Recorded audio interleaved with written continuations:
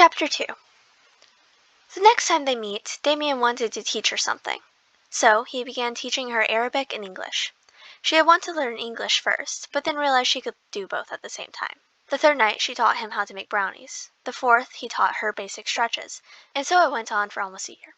She was almost fluent in Arabic and English and knew how to fight decently. The child assassin could bake just as well as she could. He could also sew a bit, but Damien had never gotten halfway as good at that as she was. Of course, they had decided that neither of them would tell anyone about each other. Damien, to ensure her safety, and Marinette because, 1, he asked her, and 2, it was fun to have a secret from everyone. And so it went on.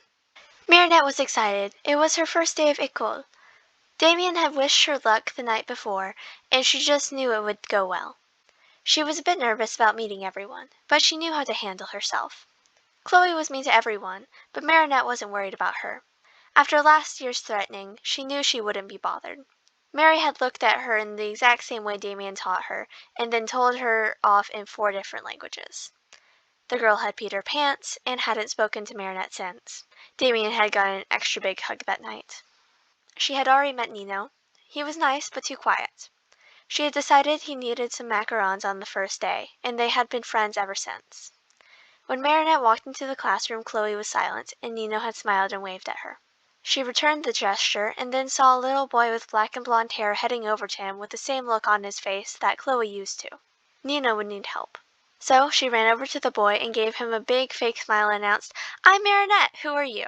"I'm Kim. Move, please. I want to talk to Four Eyes." Kim felt a shiver when he saw the look on her face. She was giving him the scariest look ever. Then her face changed right back to the big smile. She said, "I want a hug." And as she pulled him in, she squeezed really hard and whispered, "If you say anything, even a little bit mean, I'll break your arm. Leave him alone." When he pulled away, the teacher had come back from the door and smiled at them. He raised his hand slowly. "Madam Teacher, can I go to the bathroom?" "Sure thing, Kim. Just take someone with you. How about Nino?" He got even paler as he saw the boy give him a friendly smile. If he was Marinette's friend, he had to be scary too. He ran out to the bathroom. Oh dear, I guess he really had to go potty. "Nino, can you catch up to him?" "Sure, Madame Bussiere." Nino had no idea why Kim's face looked grayish whenever he looked at him, but he didn't like it. He kept trying to be his friend, but Kim obviously didn't want to be, so they walked on quietly. When they got back, he saw Marinette smiling at Kim, and Kim had gone white. "Damien, you were so right. That was really funny. He was white as a ghost." Marinette was laughing so hard that she fell off the couch. They had recently discovered that if they really, really wanted something, they could get it to come to them. So they had decorated the whole room.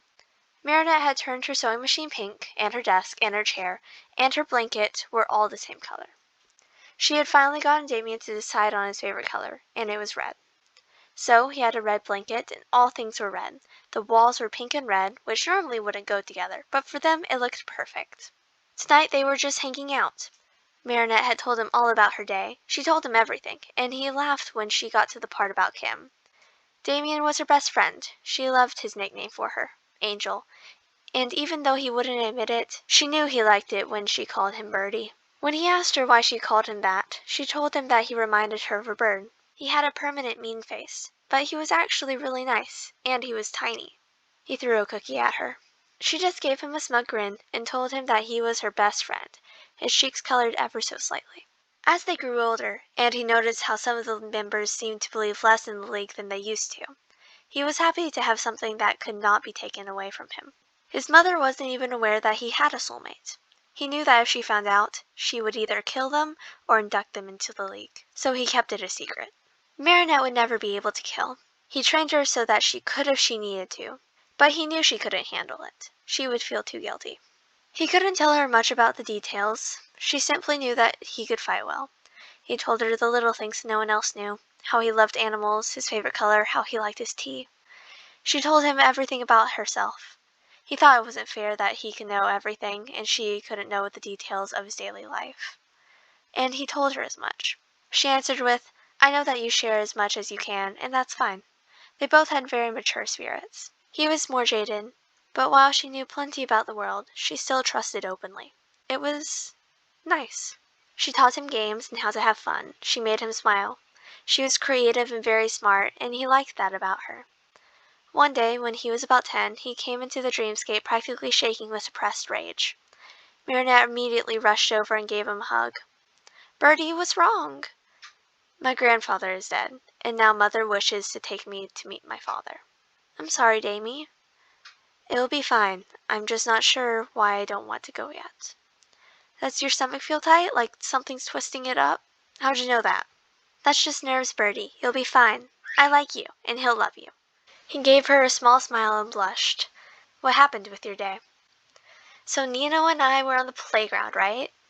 They talked for a while until Damien felt his whole body being awoken. "That must be Mother." "Bye, Damien. See you tomorrow. It'll be great. You'll see." Thank you for listening to this chapter of The Sword and the Sweets. All the chapters are on my channel and on AO3, as you probably know. I would like to reiterate, I did not help create this. I did not help write it. I have done nothing but read it. All of the credit goes to my old works, The Fair Maiden of Fandom. I hope you enjoyed. Bye.